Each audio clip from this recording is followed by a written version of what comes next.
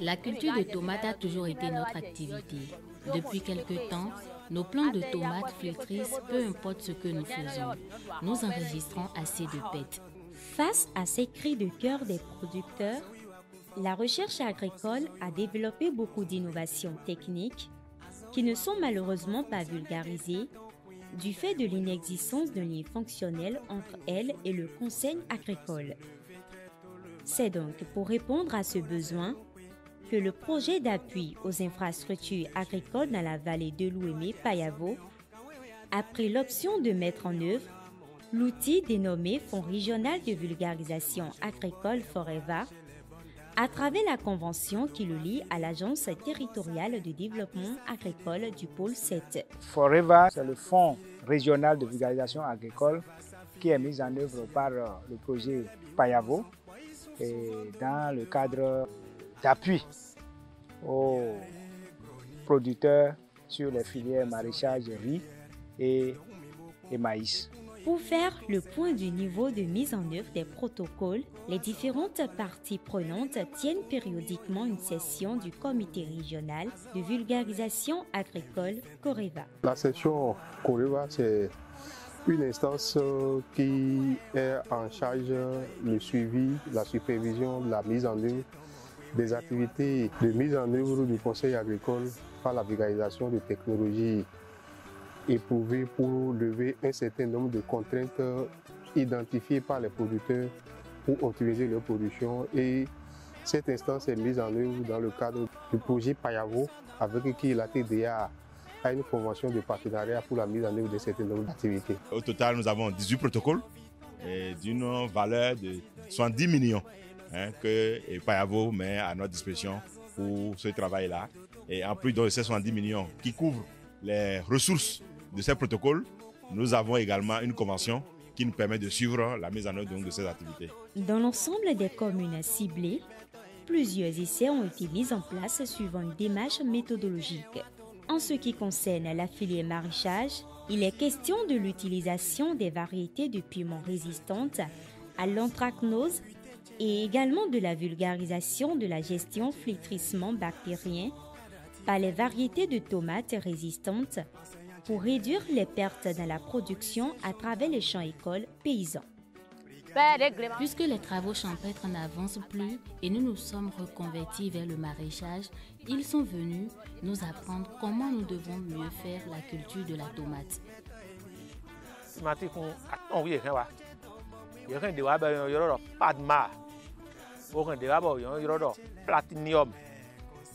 Ils nous ont amené 3 variétés de semences de tomates. Il s'agit de la variété Padma, Platinum et Tumbi. À leur arrivée, ils ont échangé avec les responsables de la cellule communale de la TDA, puis ils ont identifié des arrondissements qui feront les essais et nous avons accepté. Au rang des cultures céréalières au Bénin, les essais ont pris en compte les contraintes des filières maïs et riz qui plombent la production à l'échelle nationale. Il s'agit de renforcer la capacité des producteurs sur le processus du système de riziculture intensive et l'application de la technologie pour améliorer le renforcement du riz. Pour la filière maïs, il s'agit de la vulgarisation de bonnes pratiques d'utilisation de 3 produits chimiques de synthèse contre les chenilles légionnaires dans les champs de maïs.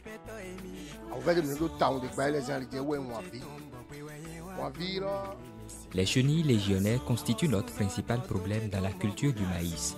Elles détruisent totalement nos productions et nous n'obtenons plus rien. Pour conduire à bien ces essais, les prestataires privés du Conseil agricole PPCA, sous la supervision des chefs cellules communales, ont mis à disposition une équipe technique de proximité pour assurer l'encadrement des producteurs. On a travaillé sur un problème que vivent les producteurs et ce problème-là, c'est le flétrissement bactérien. Nous nous sommes référés à la recherche parce que bon nombre de solutions ont déjà été apportées et prouvées par la science. L'utilisation de semences améliorées résistantes au flétrissement bactérien. Parmi les variétés qu'on a choisies, il y a la variété Padma, la variété Platinium, la variété Togal et la variété locale Tumbi. Les producteurs d'abord ont été formés sur l'itinéraire technique de production de ces variétés de tomates-là. On a fait la pépinière, on a suivi tous ensemble le cycle de production. Des producteurs visiblement satisfaits de cet exploit n'ont pas manqué de mots. Après les essais, ils ont mis à notre disposition des produits phytosanitaires pour prévenir les maladies. Pour dire vrai, la variété Platinium a été plus performante que celle Padma. La variété Tumbi n'a pas marché.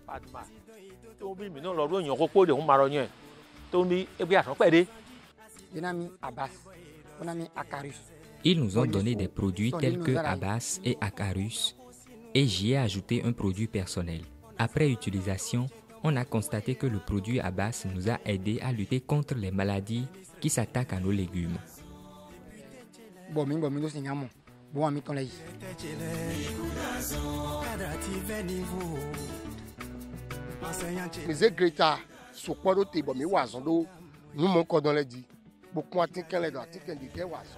Nous avons essayé ces produits phytosanitaires dans plusieurs zones pour mesurer leur efficacité. Le produit Top Bio s'est avéré plus efficace que le palmida et l'huile de Nîmes que nous avons testés.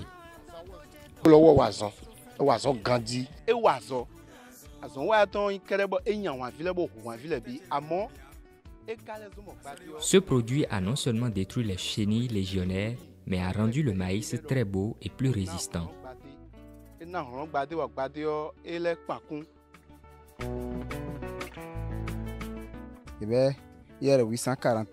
Ils ont amené la variété IR 841 et les variétés B8, B9 et B10 que nous avons essayées.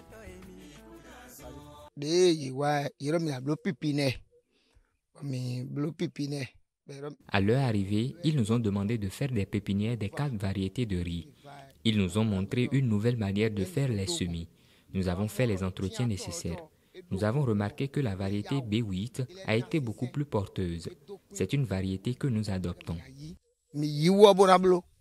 En termes d'accompagnement, les producteurs sont formés sur le SRI, le système de riziculture intensif, et ils sont suivis donc, par rapport à cette technique particulière qui permet d'intensifier la production et d'obtenir une bonne production. C'est vrai que le protocole a révélé que Padma est résistant au flétrissement bactérien, qui est un problème fondamental. Mais cette variété n'est pas tellement prisée sur le marché, par les commerçants ou bien les consommateurs. Parce qu'il y a un problème de coloration et à un moment donné aussi, il y a éclatement des fruits. Comme vous le savez, hein, en matière de recherche, lorsque vous trouvez une solution à un aspect, il y a toujours d'autres aspects qu'il faut, hein, quand on relance. C'est toujours par approche qu'on peut vraiment tout tenir compte des différents aspects pour avoir quelque chose de...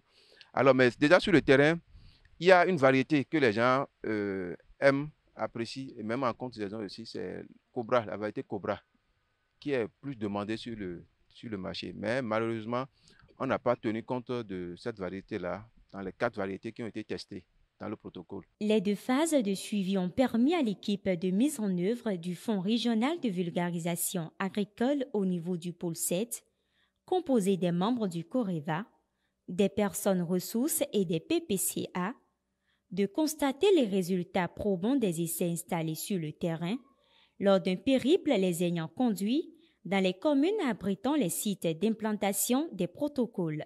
Nous avons constaté, voilà, ensemble, que sur le terrain, les protocoles ont été vraiment mis en œuvre. Les moyens qui sont mis à la disposition des prestataires privés du conseil agricole ont été utilisés à bon escient et les résultats sont là. Et nous avons constaté que sur tous les sites de vulgarisation retenus dans le cadre de ce projet, les activités ont été bien menées et à bout. Et donc, nous avons eu des résultats probants sur le terrain.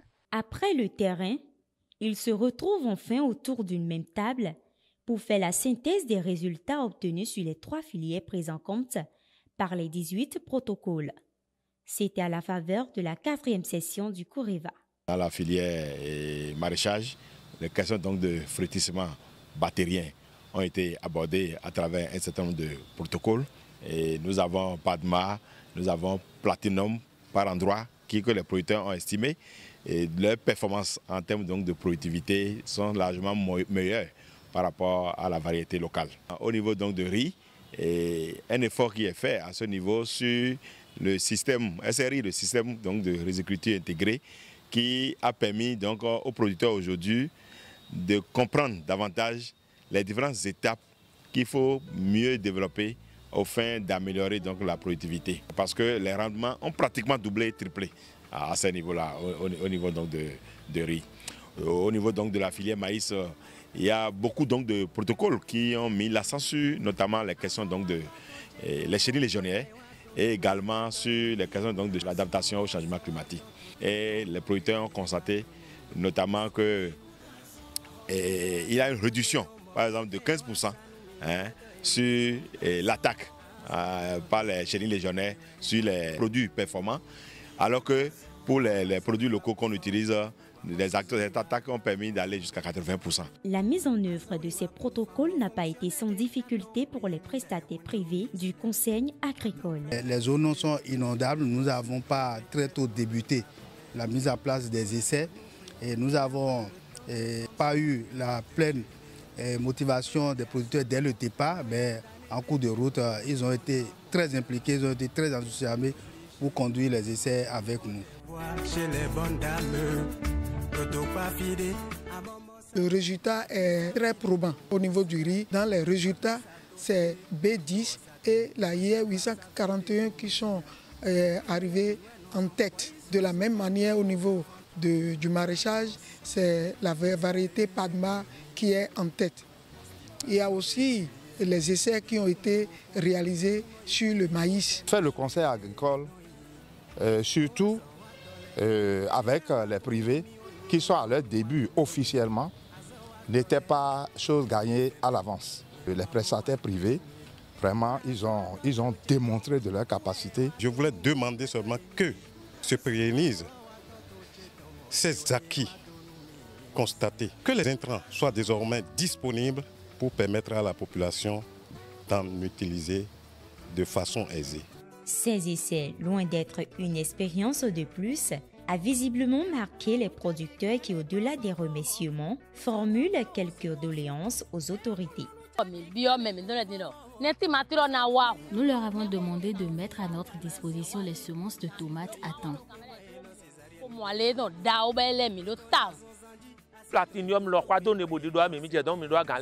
Que la variété Platinum nous parvienne d'abord, à mi-octobre, que nous l'ayons à notre portée.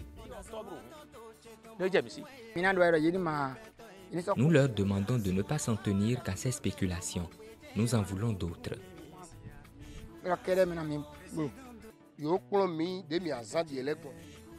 Nous savons déjà utiliser certains des produits phytosanitaires.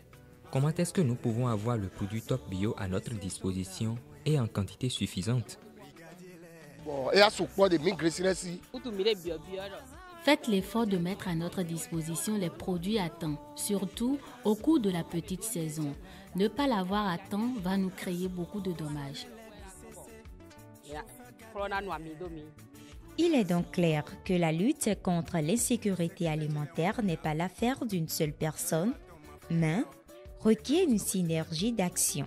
Vivement que cette expérience entre le projet Payavo et l'ATDA du Pôle 7 soit mise à l'échelle pour le bonheur des producteurs et productrices de notre pays.